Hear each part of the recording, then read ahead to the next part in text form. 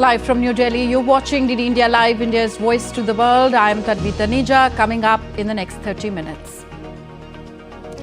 India's Home Minister Amit Shah says government plans to implement one nation, one election in its current tenure, highlights achievements of the first 100 days of Prime Minister Narendra Modi's third term. Canada's Prime Minister Justin Trudeau faces setback as his Liberal Party loses the crucial Montreal election.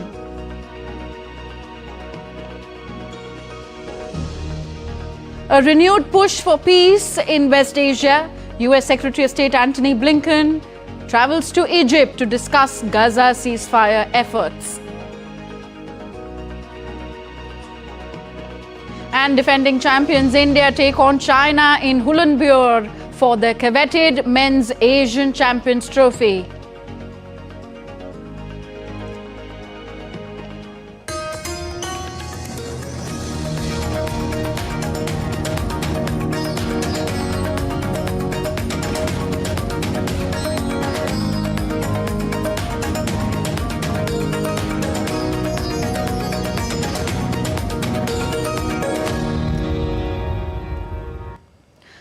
India's Narendra Modi government completes 100 days of its third term in office. Addressing media, Home Minister Amit Shah said that one nation, one election will be implemented before the completion of the government's tenure.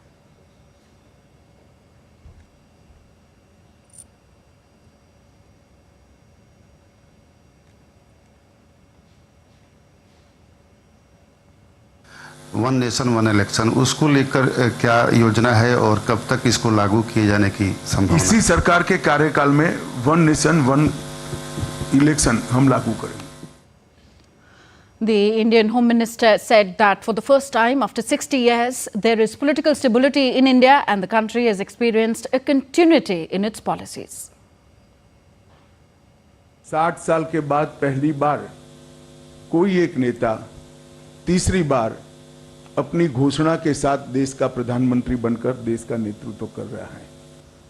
60 साल के बाद पहली बार देश में राजनीतिक स्थिरता का माहौल आया है और नीतियों के सातत्य को भी हमने अनुभव किया है और नीतियों की दिशा, नीतियों की गति और नीतियों को क्रियान्वयन करने की सटीकता, ये तीनों 10 साल तक बरकरार रखकर 11वें साल में प्रवेश करना मैं मानता हूं बहुत कठिन है.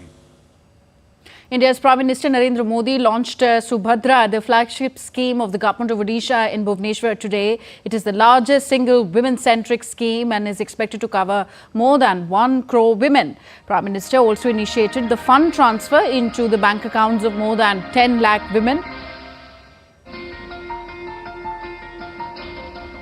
Prime Minister Narendra Modi laid the foundation stone and dedicated to the nation railway projects worth over 2,800 crore rupees and laid the foundation stone for the national highway projects worth over 1,000 crore rupees. The Indian Prime Minister also released the first installment of assistance to nearly 10 lakh beneficiaries under PMAYG of around 14 states and handed over house keys to PMAY Grameen and urban beneficiaries.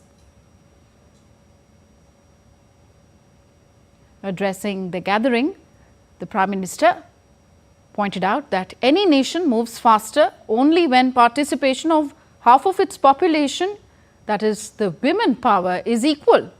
Prime Minister Narendra Modi said that the advancement of women and their empowerment will be the key to Odisha's development. Bhajpa की नई सरकार ने अपने सबसे शुरुआती फैसलों में ही सुभद्रा योजना की सौगात हमारी माताओं बहनों को दी है.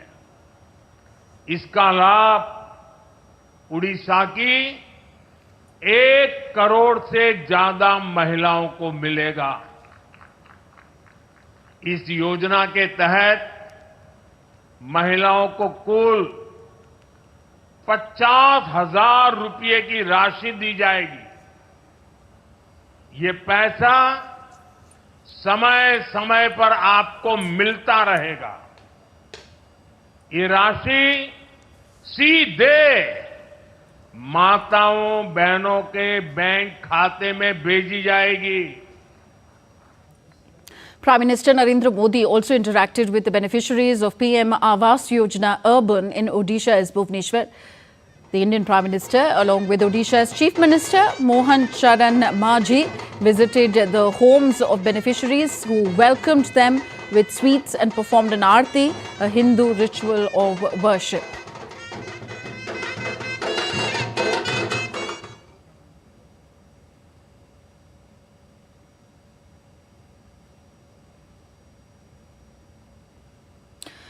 In more news from India, Aam Aadmi Party leader and Minister Atishi will be the new Chief Minister of the national capital, New Delhi. Aam Aadmi Party national convener and Delhi Chief Minister Arvind Kejriwal had announced that he would resign, and he proposed Atishi's name. Atishi was subsequently elected as the leader of AAP Legislative Party in Delhi. This comes as Arvind Kejriwal resigned from Delhi Chief Minister's post after meeting Lieutenant Governor V.K. Saxena. 24 constituencies across the Indian Union Territory of Jammu and Kashmir will go to polls in the first phase on Wednesday. Polling parties left for their designated polling stations with electronic voting machines ahead of voting tomorrow. The voting will take place from 7 in the morning to 6 in the evening local time. Voting could continue after 6 p.m. if there are voters queuing up at the polling stations to exercise their right to vote. Besides, multi-tier security arrangements are in place to ensure free and fair polling, for which teams of the Central Armed Police Force units, State Armed Police, State Police are deployed. The elections in the Union Territory are the first ones since the abrogation of Article 370 in 2019. The other two phases of elections will take place on September 25th and October 1st, the results of which will be declared on October the 8th.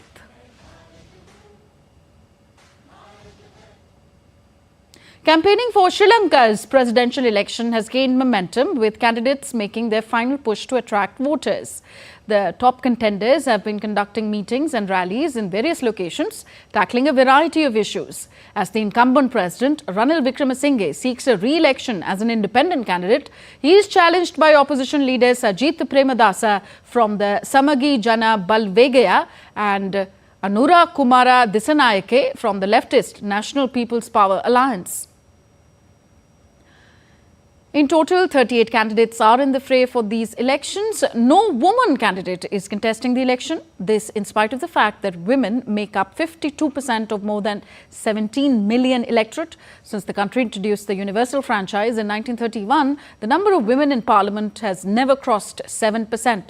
Today, they are just 5.3% of its 225 members and historically held only a fraction of cabinet positions. High Commissioner of India to Sri Lanka, Santosh Jha, presented a statue of Lord Buddha in Dharma Chakra Mudra to Dharma Yatana Temple in Colombo. The ceremony was attended by Sri Lankan Prime Minister Dinesh Gunawardena, coincided with the Binara Poya and the 160th birth anniversary of Srimat Anagarika Dharmapala. The 4 feet tall copper statue weighing 330 kg was commissioned by the Indian Council of Cultural Relations at the request of Prime Minister Gunawardena. The statue symbolizes Lord Buddha's first sermon at Sarnath, where he set the wheel of Dhamma into motion. Further, a tree planting ceremony followed as part of the Ek Ped Maa Ke Naam campaign. That's one tree in the name of your mother, launched by Prime Minister Narendra Modi on World Environment Day. Jasmine trees were planted by Sri Lankan Prime Minister and Indian High Commissioner, further solidifying the cultural ties between the two nations through their shared Buddhist heritage. In a bid to attract foreign investment, Rajasthan's Industries Minister Colonel Rajyavardhan Singh Rathore led a high-level delegation to an investors' meet in Dubai on Tuesday. The event set the stage for the upcoming Rising Rajasthan Global Investment Summit 2024, slated for December this year. Minister Rathore emphasized the state government's focus on enhancing the ease of doing business. We now look up to this ability of yours to overcome challenges and to create opportunities. And we've moved ahead in Rajasthan. We have multiple sectors that are now available to you, as was shown in the presentation. Now, from tourism to textile to IT and IT-related services, to agriculture, food processing, education, skill development, logistics, infrastructure, minerals, mining, engineering and designs, and in the newer sectors, green hydrogen, and of course renewable energy. We have all these sectors that are available to you, and not to forget gems and jewelry, of course. We have all these sectors that are available to you. On to Canada now. Prime Minister Justin Trudeau faces a setback as his Liberal Party has lost the crucial Montreal election, according to latest preliminary results. This outcome is likely to put pressure on Prime Minister Trudeau to step down. Elections in Canada reported that with all votes counted in La Salle, Emma Verdun, Liberal candidate Laura Palestini finished in the second place, narrowly losing to Louis-Philippe Sauve of the separatist bloc, Quebecois. Palestine received 27.2% of the vote, while Sauve earned 28%, and the New Democratic Party candidate secured 26.1% votes. The election was held to replace a Liberal legislator who had resigned. This result underscores Trudeau's declining popularity after nearly 9 years in office. Despite this, Trudeau has vowed to lead the party into the next federal election, which must be held by the end of October 2025. However, some Liberal members are now calling for a change in leadership. European Commission Chief Ursula von der Leyen on Tuesday named her team, which will lead the EU's most powerful institution for the next 5 years. The team will focus on challenges posed by climate change, the crisis in Ukraine, and the rise of China. Lithuania's Andrew Kubilius has been named as EU's first defence commissioner to build up European military manufacturing capacity. Poland's nominee Piotr Serafin has been made in charge of overseeing EU's budget. All candidates will undergo hearings with lawmakers in the European Parliament who have to sign off on their nomination.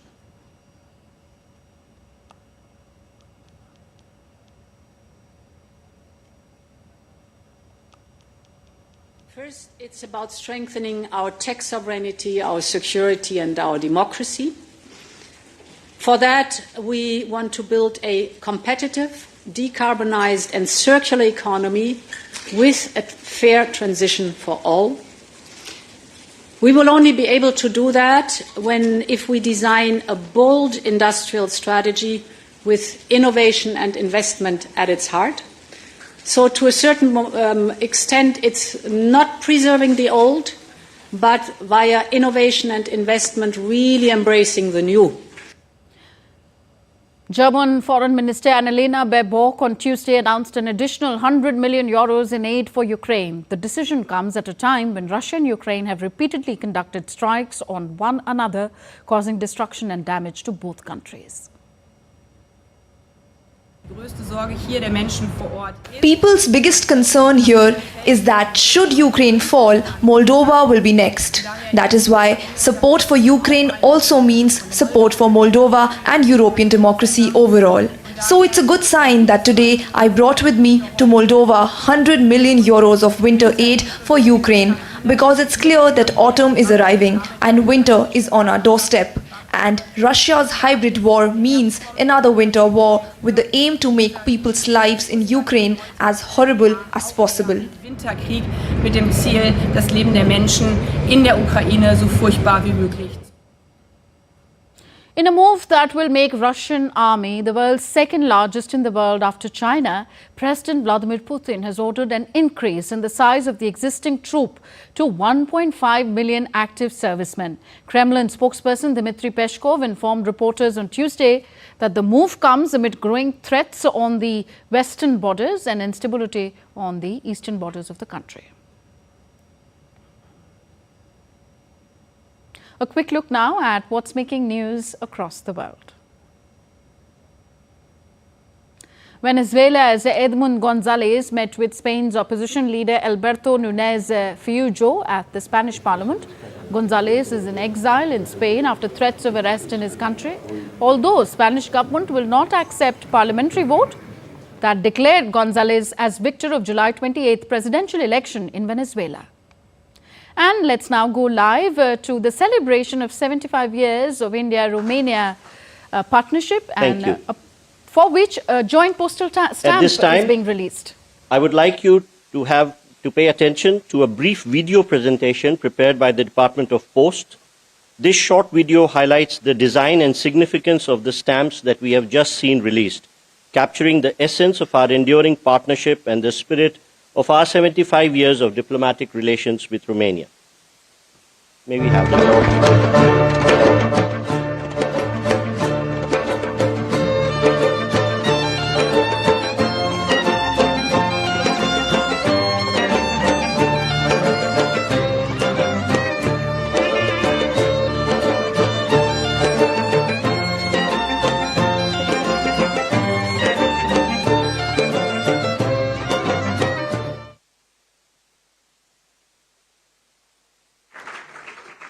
Thank you.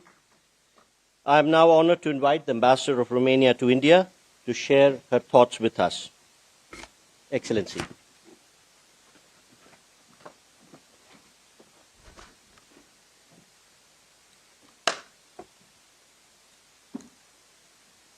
Honorable Minister Jaishankar, Honorable Minister Jyotiradiya Scindia, Your Excellencies, dear guests, colleagues and friends, Namaste.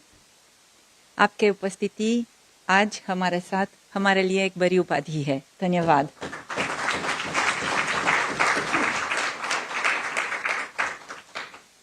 I am particularly happy to witness at the end of my mission this seminal moment in the celebration of the 76 years now this year of India-Romania bilateral relations.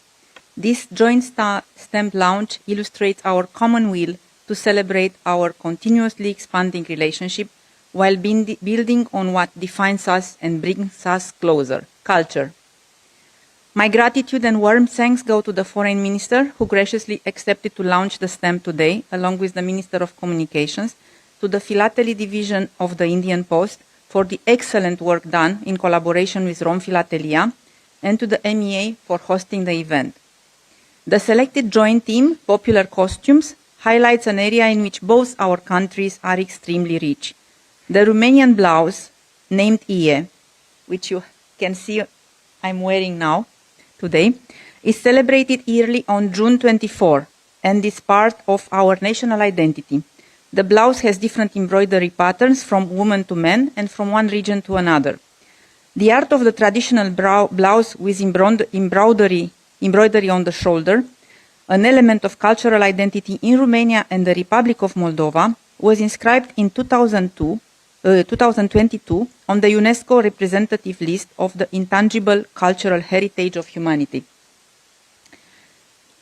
The styles and techniques vary according to the region and the wearer's age, as well as to the skills of the women who create the blouses. In Romania, each region has its own full popular costumes with various designs and colors expressing the cultural heritage of the respective area. In some areas like Maramureș on Sundays, even nowadays people go to the church dressed up in the region traditional costume. We hope to revive this custom in other areas in the country as well. In India, people are still wearing traditional costumes for their daily lives. The variety of sari colors and the richness of waving patterns are unique to each state and region. For women, you have saris, kurta, shalwar kameez, churidar suit, lehenga, to name just a few. For men, there is kurta pajama, sherwani, dhoti, and the famous Nehru jacket. People-to-people contacts between Romania and India are increasing. We have some 10,000 Indian people residing and working in Romania, as well as some 100 mixed couples living here in various parts of India. India is attracting a growing number of Romanian tourists. Indian culture is celebrated in Romania in the past 15 years through the India Namaste Festival, which takes place for 3 days in the summer, usually in the month of June. The International Yoga Day is also widely celebrated across the country.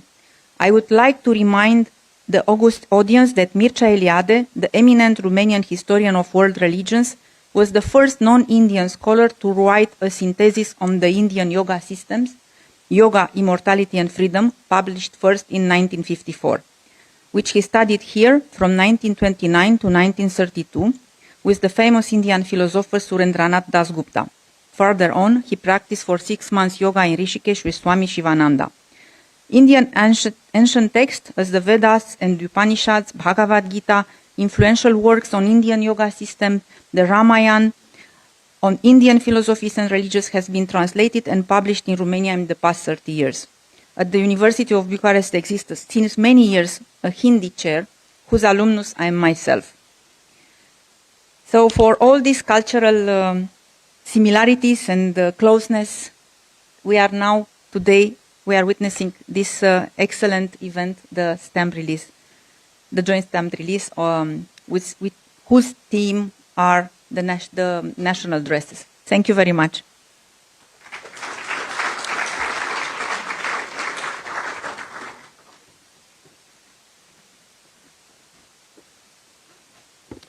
Thank you, Ambassador.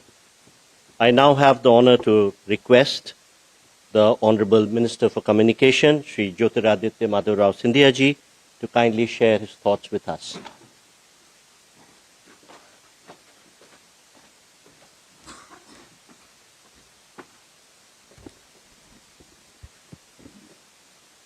Minister of External Affairs, Dr. Jaishankar ji, a true ambassadress of her country and someone who has developed a very, very deep passion for India. Ambassador Sezonev Tani, Your Excellency is present here this evening. Secretary of Posts, Vandita Kaulji, members of the External Affairs Ministry, ladies and gentlemen. It indeed is an honor for me and a heartfelt moment for me to be present here today at this event.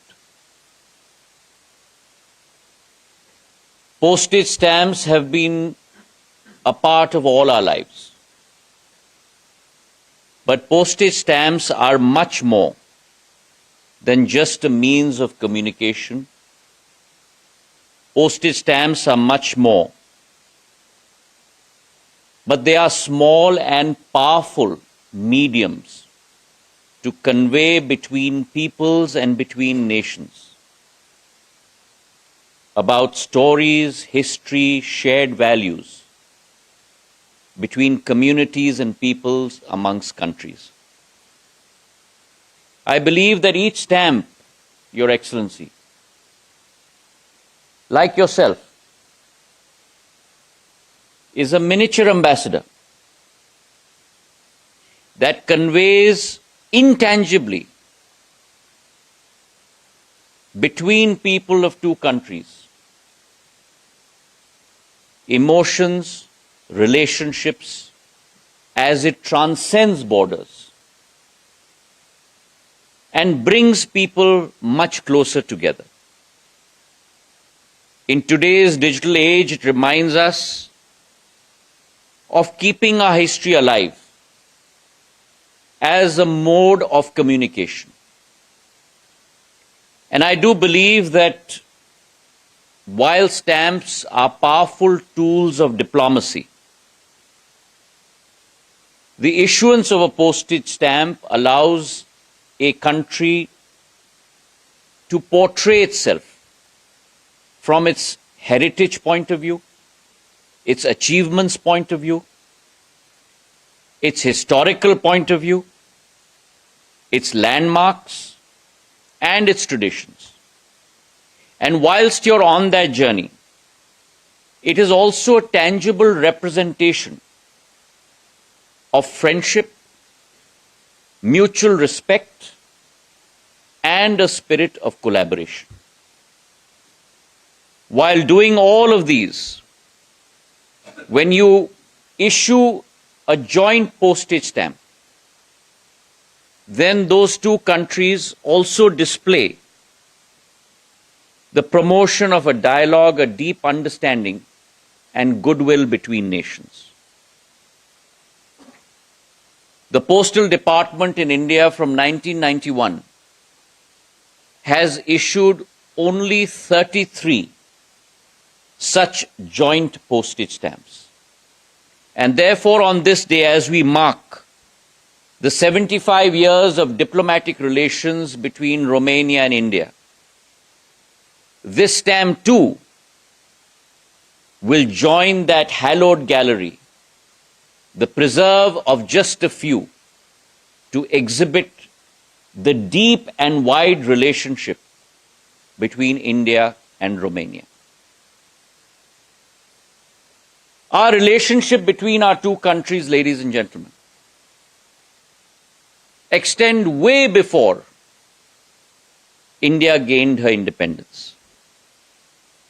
It's not a relationship that is written solely in treaties or in agreements. It is a relationship which is a tale which is steeply framed in the fragrance of curiosity.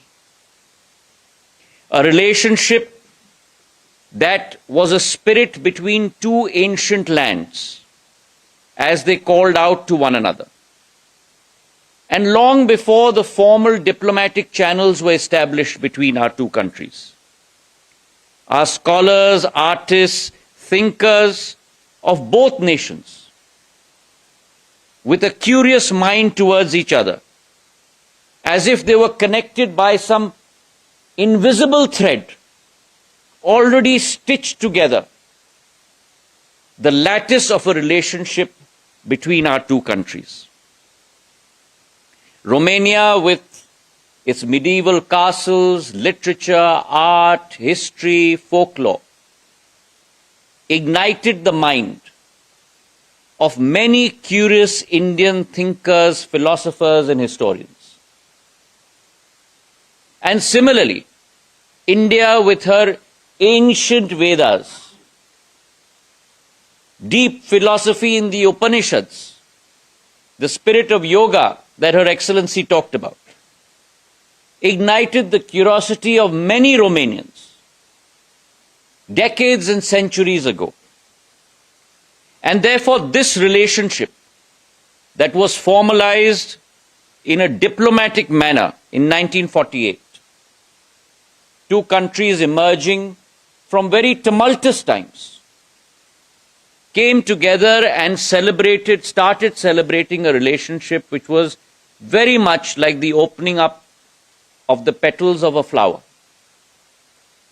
And that relationship has only grown in the last 75 years. Romania, with its strategic position in Eastern Europe,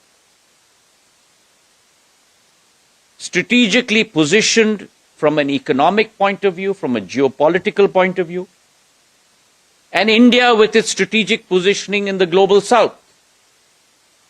Both countries that had put together a relationship which, in our words, एक आध्यात्मिक रिश्ता, a philosophical relationship, एक सांस्कृतिक संबंध, a relationship based on literature, much richer than just about economic power.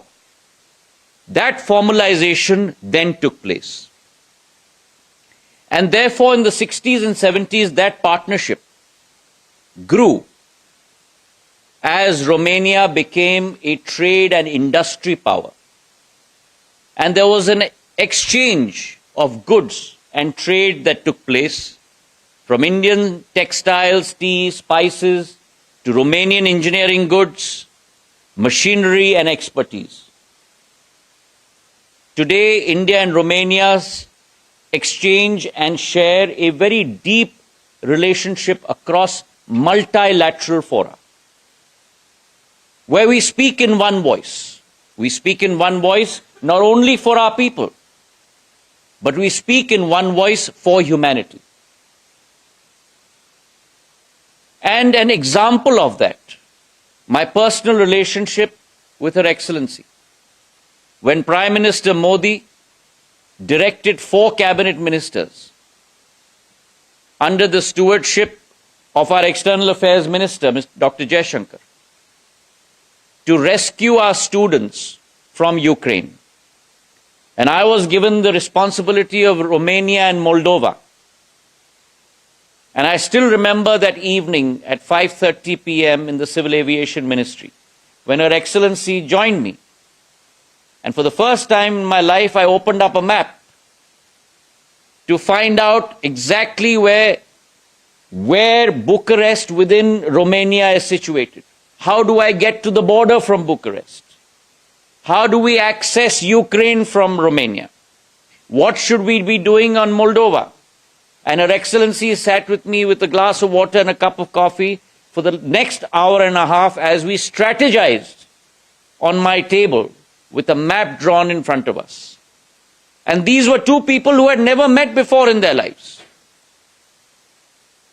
And within an instant, sparked off an engagement which dealt with a humanitarian purpose. And I must on this day, from this podium, thank the Prime Minister of Romania,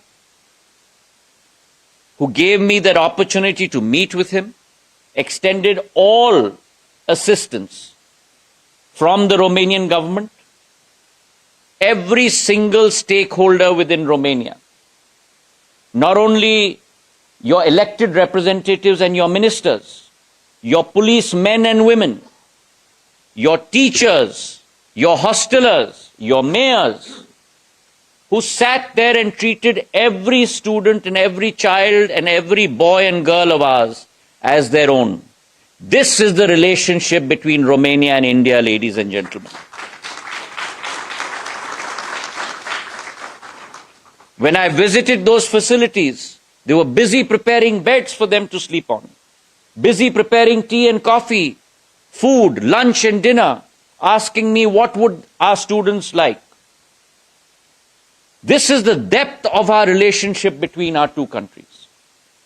And therefore today, standing on this stage at this poignant and important moment, as we release this stamp, a stamp that signifies not only the cultural umbrella between Romania and India, but our deep symbiotic relationship, our deep understanding of each other's purpose as we walk with humanity, as we preserve and fight for the cause of humanity.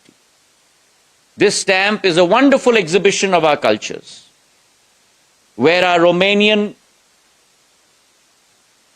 gentleman and lady from Bihor County are shown in their traditional costume, red, black and green, wearing a white shirt and the lady wearing a lambskin coat. Our gentleman and lady from India in a dhoti kurta and a lehenga choli, our traditional dress. And I must on this day thank both our artists, Mr. Jairaj TG on the Indian side and Mr. Mihel Vamasescu on the Romanian side, for the beautiful portrayal they have done, and we must acknowledge their contribution to this stamp as well. And I am confident that today will be another hallmark day in our relationship going forward. Not only to countries, not only to economic growth engines, but to peoples, to cultures, to great histories, to great lands. Thank you very much for having me.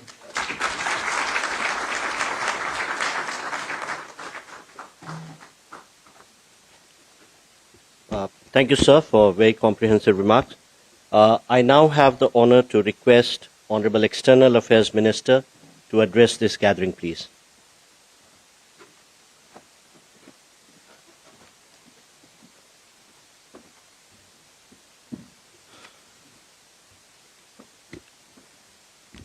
My cabinet colleague, Shri Jyotiraditya Scindia ji, Ambassador Sazonov Tanek, Excellencies, Secretary West, Secretary Post, colleagues from MEA and Department of Post. Namaskar, a very good evening. And I want to join my colleague, Minister Scindia, today, or maybe you're just secret stamp collectors. But it struck me as I was preparing for the function that even though Minister Scindia is here in his capacity as the Minister for Posts, we could not have found a better figure to symbolize the relationship with India and Romania. Because while he is remembering the first meeting he had with the ambassador, I also remember the many conversations we had when he was in Romania. And he would relate to me, in fact, much what he very succinctly shared with you. The great effort which the government, the people, the local authorities of Romania made to get our students out, including, if I remember rightly, opening an airfield particularly for that purpose for us. Minister Scindia also made one other important point, which for me was new, and I appreciate it very much, which is that in 77 years, we've had only 33 occasions to do a joint stamp. And I think that also should tell us something both about the deep bonds of friendship and the importance of the occasion today. Now, on the idea of releasing a stamp on an anniversary is something which has been practiced in diplomacy before. And I think there are many reasons for it. The ambassador brought out some of it, which is, and particularly when one projects couples in their national dresses, national costumes, it is in a way a message of our cultural and I would say traditional personality of a society. It is in a way underlining of an identity, and it's a very good way of doing it because perhaps in the age of globalization it is important that we each take pride in our distinctive features rather than be overwhelmed by the compulsions of uniformity. So I join Minister Scindia in thanking those who designed this stamp, in thanking the Department of Posts, its Romanian counterpart, Rome Filatelia. And I really must say that these very elegantly brought out stamps in many ways capture our sentiments today. Now, in terms of our own relationship, again, Minister Scindia spelled it out from the era, from deep recesses of history to its more modern incarnation. And it is true that, when we look at the trade routes between India and Europe, Romania had a particularly important position there. And I think you have, as I understand, archaeological sites in Romania which show Indian connection and vice versa.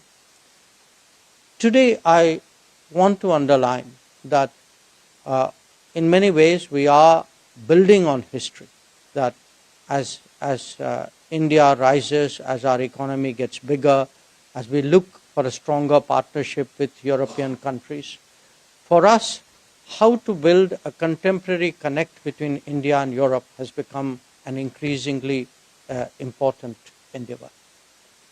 And last year, we took a big step in that regard, which is to contemplate an India-Middle East-Europe connectivity corridor. And certainly, it's our expectation, it is our hope that in the coming years, this corridor will take concrete form. I think work on it has started. There are some developments which we didn't cater for last year. But when I look ahead, I'm very confident that what we regard as a inheritance of history in many ways, this connect between India and Europe will actually take a modern form, will emerge as one of the really the crucial connectivity corridors in the world today. Our own ties with Romania, of course, are close, they're warm, they're very substantive. We have a trade, I think, in excess of $1.5 billion. There is an Indian community of 9,000 Indians, maybe more, living in Romania. I'm told there are more and more students who are going there. And I take the occasion to say that I've done my part. I mean, I see that I've met my Romanian counterpart in 2024, 2022, and 2021. And I've had in the past, much earlier, not in my ministerial incarnation, to visit Romania 3 times, and I promised the ambassador that perhaps I will do so again in the near future. But I would like to set our relations with Romania against a larger setting, and that is of Europe. And I would like to convey to all of you that if you look at the last decade of the government of Prime Minister Narendra Modi, perhaps no government in our history has paid as much attention to developing ties with Europe as we have seen in the last decade. Not just ties with the big nation states, not just ties with Brussels, but ties with the sub-regions, with individual countries. And today, as we mark 100 days of the 3rd term of the Modi government, I note that already the Prime Minister has been twice to Europe in these 100 days. So I mention that because I do want to take the occasion to say that we in India today look at a multi-directional, multi-vector foreign policy. For us, multipolarity is an emerging reality. We would like to connect more and more deeply with all corners of the world. Obviously, there will be a priority given to the neighborhood, to the extended neighborhood. But this is also an India today whose diplomacy reaches, regions which are far away, are physically far away. That if we, in a way, over the last decade, slowly a global footprint has started to come into being. And in that, again, because today is a day of celebrating our friendship with Romania, I do want to say that, we certainly hope that this bilateral relationship and the larger relationship with the European Union and with Europe would be an important feature in our diplomacy. Once again, I thank you all for joining this function today, and I hope that all the attendees get copies of these beautiful stamps to carry back. Thank you very much.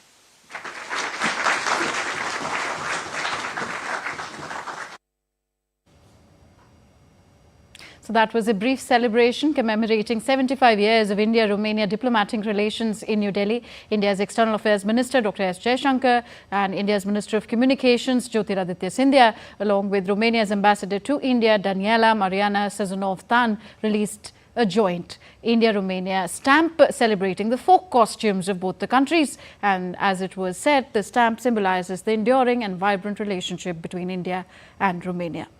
Moving on to West Asia now. Israeli Prime Minister Benjamin Netanyahu has said that enabling residents to return to their communities in northern Israel that have been evacuated because of attacks by the Lebanon-based Hezbollah group is now a real goal of the Gaza conflict. This comes a day after the country's defense minister said that the only way left to ensure the return of the northern communities will be via military action as Hezbollah continues to align himself with Hamas. Tens of thousands of Israelis have been evacuated after Hezbollah stepped up attacks on Israel. Meanwhile, US Secretary of State Antony Blinken will travel to Egypt on Tuesday for talks with Egyptian officials on a Gaza ceasefire and release of hostages. US, Egypt and Qatar are top mediators aiming to broker a deal between Israel and Hamas. According to the US State Department, Blinken will try to ensure a deal to help establish broader regional security. The biggest sticking points in the talks include Israel's demand to keep its forces in the Philadelphia corridor to maintain a buffer between Gaza and Egypt. And news coming from the US. A 58-year-old man suspected of planning to assassinate Donald Trump has been charged with 2 gun-related crimes. According to court documents filed on Monday, the suspect may have been lying in wait for nearly 12 hours, hiding in the bushes with a loaded semi-automatic rifle. The US Secret Service said that the suspect did not fire any shots and never had Trump in his line of sight. The man was arrested on Sunday after allegedly fleeing the crime scene and is being held in custody on charges of illegally possessing a firearm with a scratched out serial number. We're here to announce that Ryan Wesley Ralph, 58 years old, of Hawaii, has been charged by a criminal complaint in the Southern District of Florida with firearms offenses related to an incident which occurred yesterday at Trump International Golf Course right here in West Palm Beach. Ralph was charged federally with possession of a firearm by a convicted felon and possession and receipt of a firearm with an obliterated serial number. Republican White House candidate Donald Trump has blamed his election rival Kamala Harris and US President Joe Biden for the recent assassination attempt on his life. In an interview, Trump said that the suspect's actions were directly influenced by the highly inflammatory language of Biden and Harris. He argued that the dangerous rhetoric and the legal challenges he faces are fueling the actions of dangerous fools, such as the man who allegedly planned to assassinate him.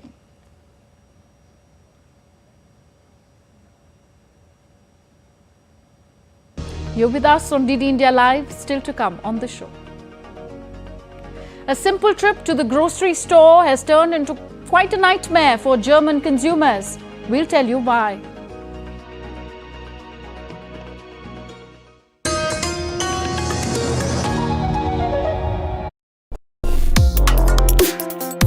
Complex issues, hidden agendas, twists and turns, strategic games.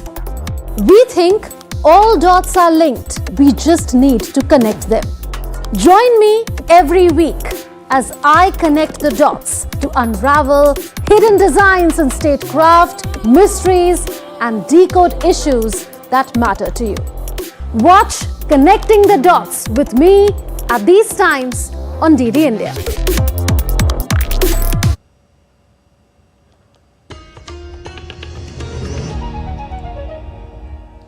Welcome back. You're watching DD India Live. I'm Tanvi Taneja. Over the past few years, a simple trip to the grocery store has turned into quite a nightmare for European consumers, especially for German consumers. The country used to have really low food prices, but they've gone up in the recent past.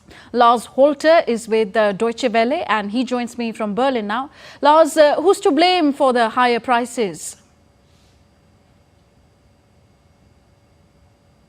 Thanks for having me. Well, that's an excellent question. Indeed, it is the question a new study by German economic paper Handelsblatt has been looking into, because for the past couple of years, consumers were wondering if producers had raised their prices or if retailers were to blame. Of course, those two parties simply blamed each other. Well, now the not entirely surprising answer is both are indeed to blame for food price inflation in Europe. Let me give you some names and some numbers. Now, first of all, for an overall look, prices for food and non-alcoholic beverages were up more than 12% in 2023, and going back to 2020, pretty much before the time COVID and then the energy crisis hit, prices are actually up by around a third. That's of course much more than regular inflation, and it put a real strain on people. Now, this new study I mentioned found that Europe's largest grocery store chains, in Germany that's Rewe and Metro, there's Britain's Tesco, and in France Carrefour, they were able to raise profits by 3.8%. Meanwhile, the big food producers like Nestle and Unilever raised profits by 3%. So in both cases, those higher profits were evidently achieved on the back of consumers. So that means everyone's just getting richer in the European grocery business, Lars? Almost, yes. Well, the big ones are. There are, however, losers in the game too. The study found that those food producers with revenue of less than €1 billion, you could say that's mid-sized companies, actually saw profits drop by 10% in the past year, and that was following another year of lower profits too. So why is that? The experts are saying that as prices rose, the relations between producers and retailers went downhill.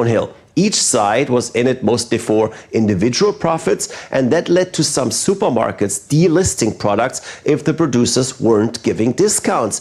And it led to some producers not delivering to grocers if they weren't paying enough. Now, this cat and mouse game worked for a while, but only for the large companies. A multi-billion euro corporation, of course, can afford to walk away from a retail customer for a while. A much smaller company can't. So they got squeezed. Lars, but what's behind this aggressive effort to raise prices?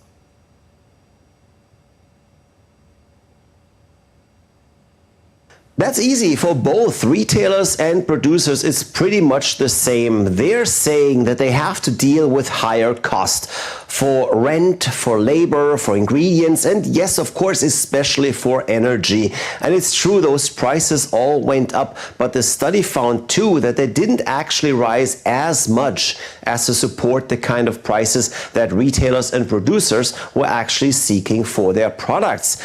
Be it as it may, food inflation is a tough phenomenon for consumers to deal with. We're not talking about discretionary spending here after all. Prices go up on certain things, well, maybe you just don't buy it. Prices go up for food and beverages, you might want to buy a bit less, but consumers can't stop buying groceries, so they're feeling the pinch. Thank you, Lars Halter, reporting from DW, Germany.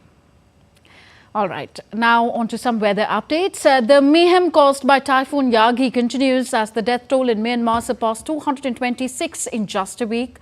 Meanwhile, torrential rains have caused floods in Central Europe. Here's a roundup on the latest weather updates from around the globe.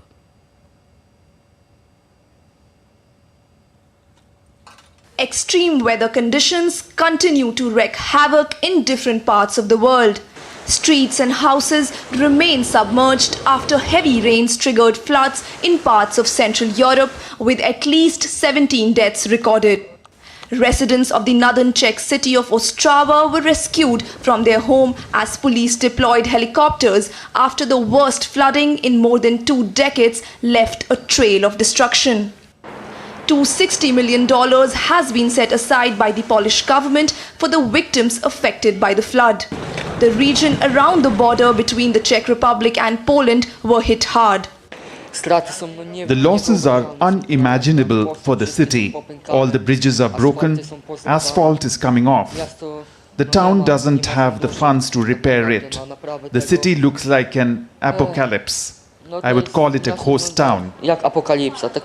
More than 40,000 people in southern Poland have been evacuated after the embankment was damaged. Residents of the Nysa city gathered sandbags and left their homes to help prevent Kotska River's embankment from completely caving in. In Romania, the flooding killed at least 7 people over the last few days.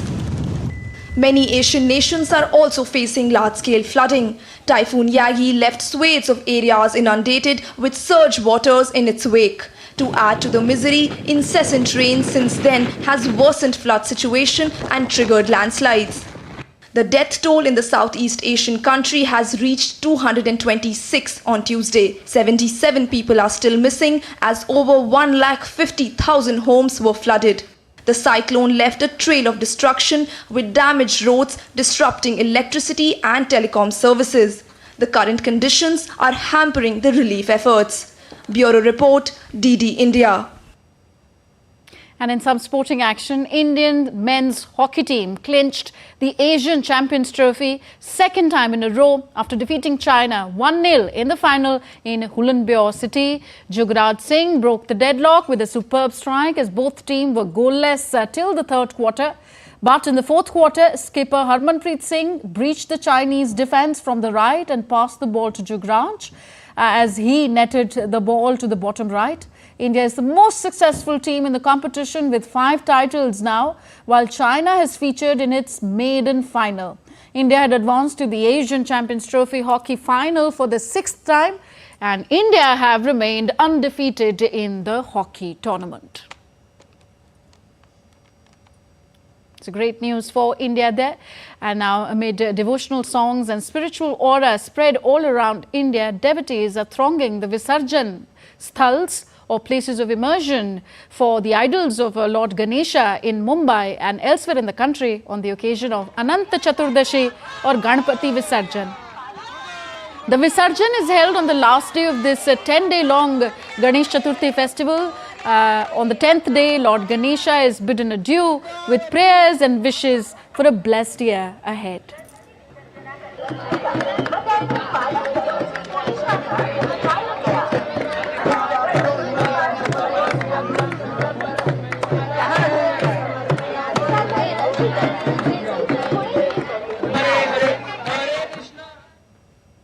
So with those festivities of Ganesh Chaturthi, we wind up this edition of DD India Live. Do let us know your thoughts on the news of the day.